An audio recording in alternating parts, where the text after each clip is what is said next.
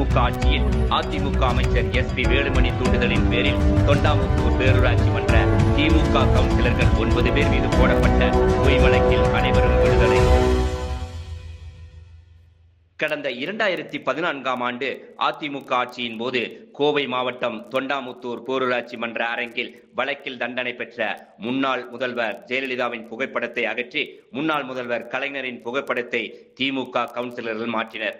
இதில் அதிமுக நிர்வாகிகள் திமுக கவுன்சிலருக்கிடையே தகராறு ஏற்பட்டது. இந்நிலையில் அதிமுக நிர்வாகிகளின் இருசக்கர வாகனத்தை அடித்து சேதப்படுத்தி கொலை மிரட்டல் விடுத்ததாக அன்றைய அதிமுக அமைச்சர் SP வேலுமணி தூண்டுதலின் பேரில் திமுக கவுன்சிலர்கள் தியாகராஜன், SP நடராஜன், வைரம் செந்தில், சேகர், நாகராஜ் தருண், DK நாகராஜ், ரஞ்சித் குமார், DK செந்தில்குமார் ஆகிய 9 பேர் மீது பொய் வழக்கு போடப்பட்டது.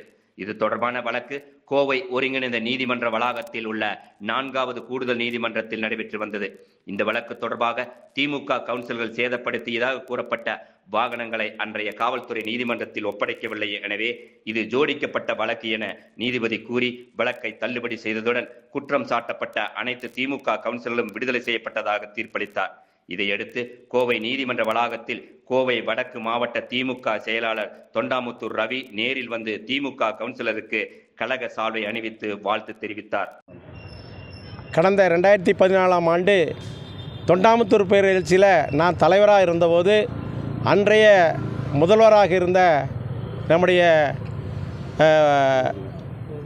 அம்மையார் ஜெயலலிதா அவர்கள் அவர் குற்றவாளி என நிரூபிக்கப்பட்டு அன்று அவருடைய படத்தை அந்த எந்த ஒரு அலுவலகத்தில் வைக்கக்கூடாது என்கின்ற அடிப்படையிலே அன்று இருந்த எங்களுடைய கவுன்சிலர் எல்லாம் அந்த முதல்வருடைய படத்தை அகற்றிய போது அவர்கள் நம்முடைய அன்றிருந்த அமைச்சர் வேலுமணியால் பொய்யான குற்றச்சாட்டுகளை கூறி அன்று அந்த பேரூராட்சி உறுப்பினர்களெல்லாம் வாகனத்தை சேதப்படுத்தி அந்த படத்தை எடுத்ததாக பொய்யான குற்றச்சாட்டுகள் மூலமாக 2014 அவர்கள் மீது குற்றம் திணிக்கப்பட்டு இன்று அது நிரூபிக்கப்பட்டு குற்றவாளி இல்லை என்று நிரூபிக்கப்பட்டு எந்த ஒரு வாகனமும் அன்று எந்த ஒரு சேதாரமும் கிடைக்கவில்லை, சேதாரம் ஆகவில்லை. அந்த சேதாரத்துக்குண்டான ஆதாரமும் அன்று இருந்த காவல்துறையால் ஒப்படைக்கப்படவில்லை.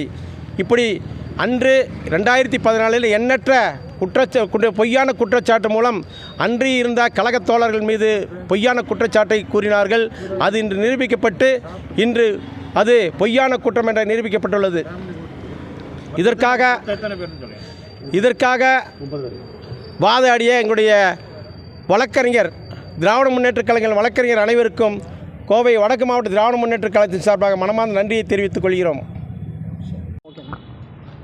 கோவை தொண்டாமுத்தூர் பேரூராட்சி கவுன்சிலர்கள் மீது ஒரு பொய்யான வழக்கு அன்றிருந்த அரசு 2014 ஜெயலலிதாவின் அராஜக அரசு கவுன்சிலர் மேலே எல்லாத்து மேலேயும் ஒரு பொய்யான வழக்கு தொடர்ந்து இன்றைக்கி நீதிமன்றத்துக்கு கொண்டு வந்து அது இன்றைக்கி விடுதலையாக இருக்குது. 9 பேர் விடுதலை பண்ணப்பட்டிருக்காங்க. கவுன்சிலர் அத்தனை பேரும் ஜெயலலிதா தண்டிக்கப்பட்டு ஊழல் வழக்கிலே தண்டிக்கப்பட்டு அந்த அம்மா சிறைக்கு சென்ற பெண் எந்த ஒரு குற்றவாளிகள் படங்களும் பேரூராட்சியில் இருக்கக்கூடாது என்பதற்காக நமது திராவிட முன்னேற்றக் கழகத்தை சார்ந்த கவுன்சிலர்கள் அந்த ஃபோட்டோவை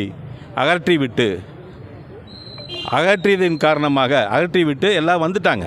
வந்ததுக்கப்புறம் அனைத்து இந்திய அதிமுகவை சார்ந்த தொண்டாமுத்தூரை சார்ந்த சில பேர் அன்றைய அமைச்சர் வேலுமணி அவர்களின் தூண்டுதலின் பேராக வாகனங்களை சேதப்படுத்தி அவங்களே வாகனங்களை சேதப்படுத்தி ஒரு பொய்யான வழக்குகளை 9 பேர்த்து மேலேயும் போட்டு அவங்கள கைது பண்ணி இந்த நீதிமன்றத்தில் இப்போ அலைய விட்டுருக்காங்க.